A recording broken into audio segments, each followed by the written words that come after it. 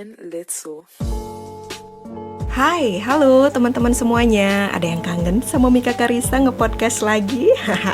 Semoga ada ya, karena beberapa kawan-kawan terdekat saya sudah nanyain mulu, kapan nih keluar episode terbaru? Saya jadi merasa bersyukur loh punya kawan-kawan yang care banget, seolah mengingatkan saya buat berbagi lagi sama semua orang lewat podcast ini. Ada rencana sih untuk rutin menghadirkan 2 episode selama seminggu, khususnya di episode refleksi setiap Senin dan Kamis. Semoga sih nggak ada halangan ya. Baiklah, cukup sekian informasi awalnya. Sekarang kita lanjut seperti biasa membahas serba-serbi tentang diri. Di podcast kali ini tepatnya di episode refleksi, seperti biasa saya mau ngajak teman-teman nih untuk sebentar aja memberikan waktu buat diri sendiri berefleksi atau bercermin, memperhatikan hal-hal yang mungkin masih mengganjal sampai saat ini, tapi mungkin teman-teman bingung, apa sih yang bikin mengganjal atau kenapa sih perasaan gak nyaman tentang diri itu ada? Nah, beberapa waktu yang lalu saya sempat ngobrol nih sama salah satu teman yang lagi kecanduan main game Among Us.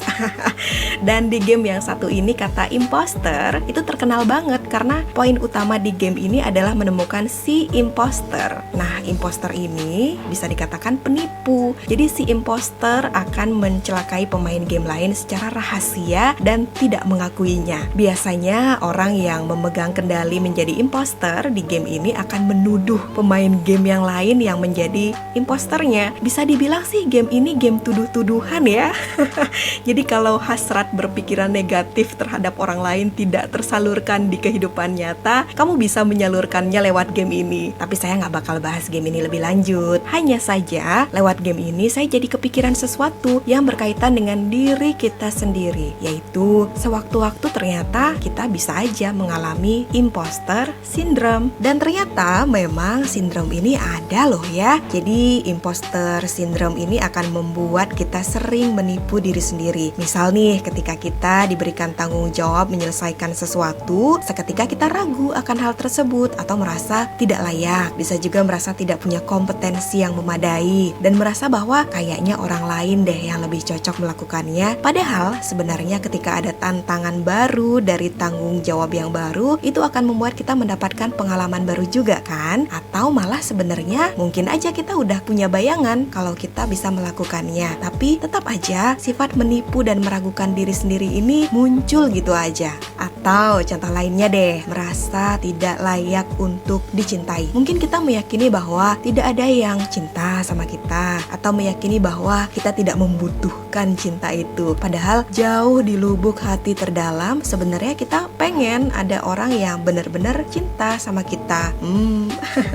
Kira-kira ada yang mengalami ini? Sebenarnya masih banyak kok contoh yang lain. Singkatnya, imposter syndrome ini adalah kondisi ketika kamu selalu menipu dirimu sendiri. Yang sebenarnya merasa bisa, malah bilang gak bisa. Yang sebenarnya butuh, malah sok-sokan bilang gak butuh. Memang sih, ini akan terasa tidak menyamankan. Ya gimana bisa terasa nyaman kalau kamu menolak dirimu sendiri terus-terusan? Tapi mungkin kamu bertanya-tanya, kenapa ya kita bisa mengalami imposter syndrome ini? Nah, setelah saya cari tahu, ternyata imposter syndrome ini sama halnya seperti self-doubt yang berkaitan dengan sifat perfeksionis yang kita bawa. Apa-apa pengennya bagus, apa-apa pengennya sempurna. Ujung-ujungnya malah bikin kita overthinking dan tertekan sendiri dengan sifat itu. Selain itu, bikin kita nggak berani bersikap, nggak berani ambil tindakan, selalu cari pembenaran atas setiap masalah yang kita hadapi, dan sudah pasti bikin kita terjebak dengan sekian banyak pemikiran yang kita bentuk sendiri, padahal jelas-jelas itu menyakiti. Lewat imposter syndrome ini sebenarnya kita belajar buat jujur sih sama diri sendiri. Saat kita mulai ragu sama kemampuan diri, usahakan sih tidak terlalu larut dalam keraguan itu. Coba deh bercermin dan tanyakan sama diri sendiri, apa sih yang membuat ragu? Kemudian atasi poin itu dengan mengambil langkah-langkah khusus. Ini juga secara langsung bikin kita lebih kreatif loh dalam mencari solusi. Di sisi lain, kalau tiba-tiba ada suara-suara dalam diri sendiri yang mengatakan kamu buruk, kamu tidak layak, kamu kurang ini, kurang itu. Lagi-lagi, coba bercermin apakah memang benar seperti itu dengan sekian banyak hal yang sudah kamu miliki sampai saat ini. Kalaupun jawabannya iya, kenapa enggak berpikir untuk memperbaiki dan membuatnya lebih baik ketimbang menekan diri dan mempersepsikan kalau nggak ada yang bisa diubah dari hal tersebut. Kamu perlu tahu, segala sesuatunya itu akan mengalami perubahan kok, termasuk diri kamu sendiri. Saya yakin ketika kamu bisa berefleksi akan hal tersebut, imposter syndrome atau kebiasaan suka menipu dan meragukan diri yang mungkin sedang kamu alami saat ini akan teratasi dengan baik. Kalaupun merasa belum cukup kuat meyakinkan diri sendiri bahwa diri kamu mampu, diri kamu layak, diri kamu berharga, kamu bisa kok minta bantuan ke orang-orang yang kamu percaya atau bantuan orang-orang profesional agar kamu merasa lebih baik dan bisa menerima diri sebagaimana adanya. Gimana teman-teman? Ketemu ya poin dari imposter syndrome ini? Memang ini bisa aja dialami oleh siapapun ya, selagi kita hidup dan mengalami berbagai masalah. Tapi ya kita harus ingat kembali, tidak ada masalah tanpa solusi. Tapi tergantung, mau nggak kita menemukan solusi dari masalah tersebut, termasuk masalah menipu dan meragukan diri sendiri.